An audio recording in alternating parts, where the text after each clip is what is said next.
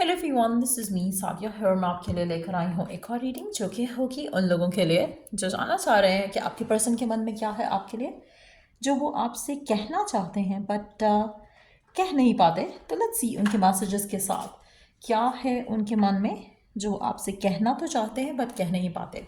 Stick around. और reading शुरू करने से पहले रिमाइंड करवा दूँ कि ये एक जनरल रीडिंग है। अगर आपको पर्सनलाइज रीडिंग लेनी है तो रीच आउट कर सकते हो। ईमेल आईडी डिस्क्रिप्शन बॉक्स में गिवन है। सो क्या है आपके स्पेसिफिक समवन के माइंड में आपको लेकर, let's find out. I am better with my mind than my heart. अच्छा, आप में से काफ़ी सारे लोगों के लिए ऐसा लग रहा है कि आप एक ऐसे पर्सन के साथ डील कर रहे हो जो कि जिसको खुद पे वैसे तो बहुत भरोसा है, खुद को लेकर बहुत कॉन्फिडेंट है, खुद के डिसीजंस को लेकर बहुत कॉन्फिडेंट है, लेकिन शायद जब लव के मामले आते हैं, प्यार, मोहब्बत, रिलेशनशिप, अफेक्शन, इमोशंस, तो मुझे लगता है दे डोंट ट्रस्ट देमसेल्फ। ऐसा लग रहा है कि जैसे उनके पास में कुछ बुरा एक्सपीरियंस रहा है जहाँ पर उन्हें खुद को ट्रस्ट किया, अपने माइंड को ट्रस्ट किया, अपने दिल को ट्रस्ट किया और they did not get a positive response.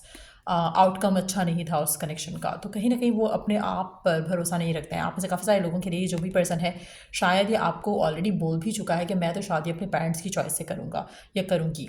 कहीं ना कहीं इसको खुद पे भरोसा नहीं है, खुद की जो एक असेसमेंट है टूवर्ड्स अ पर्सन, वो शायद ये इसके ऊपर ट्रस्ट नहीं करते, specially when it comes to emotional connections.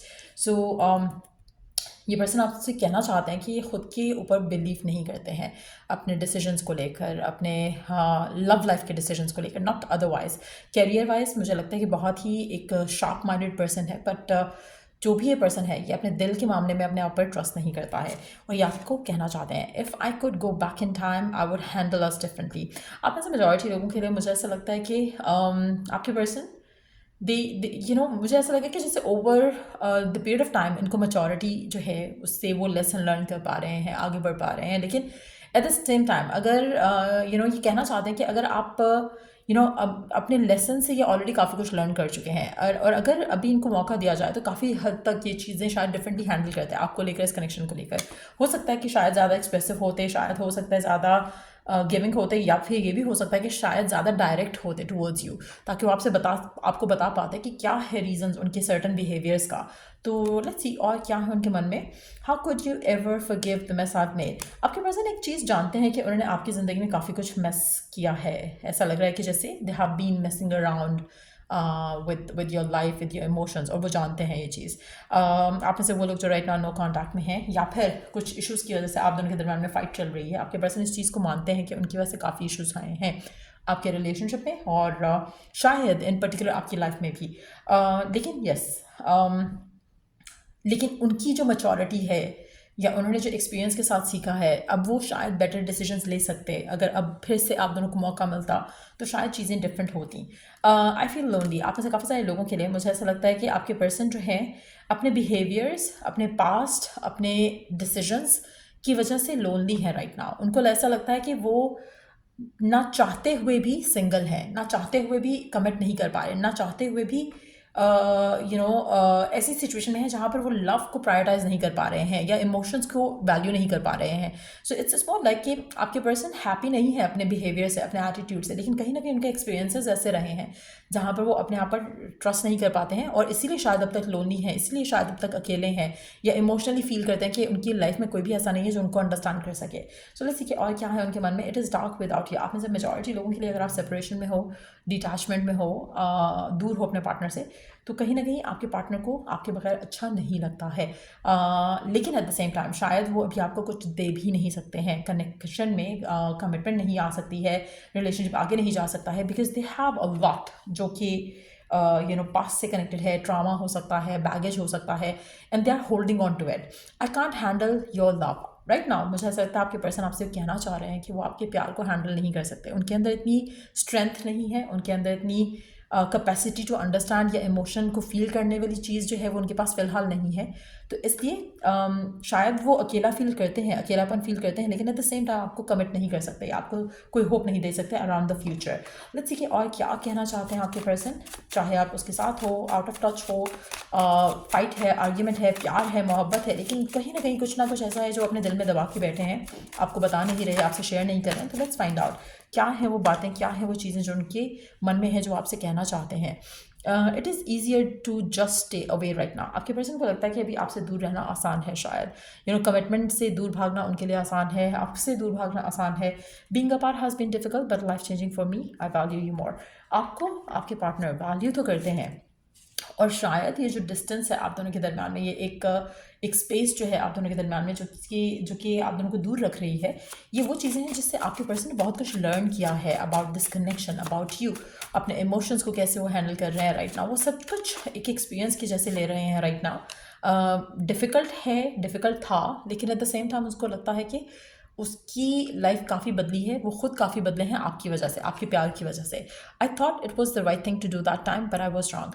आप में से काफ़ी सारे लोगों के लिए मुझे ऐसा लग रहा है कि आपके पर्सन के मन में रिग्रेट है, एक फीलिंग है कि काश मैंने चीज़ों को अच्छे से हैंडल किया होता, काश उस टाइम पे ये ना हुआ होता। तो कहीं ना कहीं कुछ ऐसा है जो आपके पर्सन को रिग्रेट की जैसे बॉदर करता है, एक एक एक एक बैड फीलिंग है उनके मन में खुद को लेकर, उनके बिहेवियर्स को लेकर, उनके एटीट्यूड को लेकर, उनके उनके जिस तरह से उन्होंने आपको ट्रीट किया, शायद वो they don't feel happy about those things. They wish कि काश उन्होंने चीज़ों को अच्छे से हैंडल किया होता, काश चीज़ें डिफरेंट होती आज। तो कहीं ना कहीं एक वो है, एक थॉट है, एक माइंडसेट है जहाँ पर रिग्रेट जो है वो काफ़ी डोमिनेंट लग रहा है आपके पार्टनर के मन में, आपको लेकर, इस कनेक्शन को लेकर, जो सिचुएशंस हैं उनको लेकर।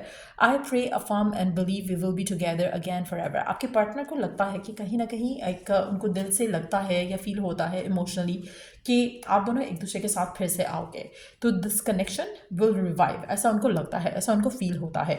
There is so much I want to confess but I am scare. आपके पर्सन के दिल में बहुत कुछ है जो आपसे कन्फेस करना चाहते हैं, आपसे शेयर करना चाहते हैं, लेकिन उनको डर लगता है कि शायद आप उनको अंडरस्टैंड नहीं करोगे। I miss being loved by you. आपके पार्टनर मिस करते हैं आपका प्यार, आपकी आपकी मोहब्बत, और कहीं ना कहीं ये वो सब चीज़ें हैं जो आपके पार्टनर को आपके लिए बेताब भी करती हैं। एक क्रेविंग है उनके मन में आपको लेकर, but at the same time मुझे ऐसा लग रहा है कि जैसे वो फ़िलहाल इस पोजीशन में नहीं है कि वो आपको कुछ फुलफिलिंग ऑफर कर सकें। I love the way you love me, it feel so right. आपके पार्टनर जो है, आपके पर्सन जो है, उनको आपका प्यार पसंद है, आप जिस तरह से उनको प्यार देते थे या देते हो वो पसंद है, बट वो आपको कुछ फ़िलहाल नहीं ऑफ़र कर सकते हैं। That's what they want you to know. आने वाले टाइम में लेट्स फाइंड आउट कि क्या कुछ बदलेगा इनके एंड से, या आपके रिलेशनशिप का फ्यूचर क्या पॉजिटिव हो पाएगा, सब कुछ आप दोनों के बीच में क्या सब कुछ पॉजिटिव हो पाएगा। आपके पर्सन के दिल में आपको लेकर पैशन तो बहुत ज़्यादा है, लेकिन कोई चैप्टर्स हैं जो इनको एंड करना है। Until unless that is done, आपके पर्सन गिविंग कंडीशन में नहीं आएंगे, और जब तक वो रिसेप्टिव नहीं होंगे आपके प्यार को लेकर, वो गिविंग भी नहीं होंगे आपके प्यार को लेकर। राइट नाउ मुझे लगता है कि दे विल टेक टाइम। आप में से काफ़ी सारे लोगों के लिए मुझे लगता है कि आपके पर्सन इस पोजीशन में नहीं है जहाँ पर वो कुछ ऑफ़र कर सकें राइट नाउ, लेकिन मुझे ऐसा लग रहा है कि जो चीज़ें हैं बदल जाएंगी। हो सकता है कुछ लोगों को 9 हफ्ते लगें, हो सकता है कुछ लोगों को 9वां महीना अगले साल का वो टाइम लगे राइट नाउ, क्योंकि मुझे ऐसा लग रहा है कि it's gonna be different.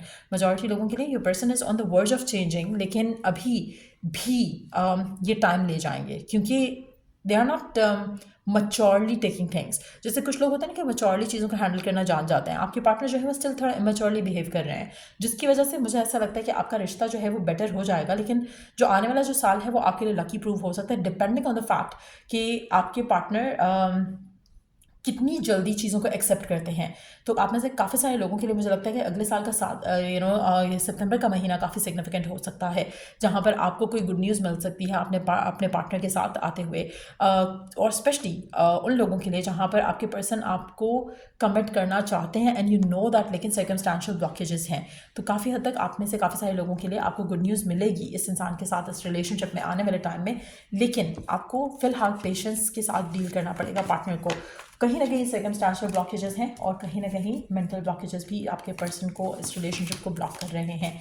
So they know कि मेस जो है वो उनकी तरफ से क्रिएट हो रहा है, लेकिन वो मेस को सॉर्ट आउट कर जाएंगे। सो यार ये रीडिंग आप लोगों की, अगर आपको इस रीडिंग से हेल्प मिला है, गाइडेंस मिली है, तो लाइक शेयर सब्सक्राइब जरूर करो। Till I do the next read, take care, bye.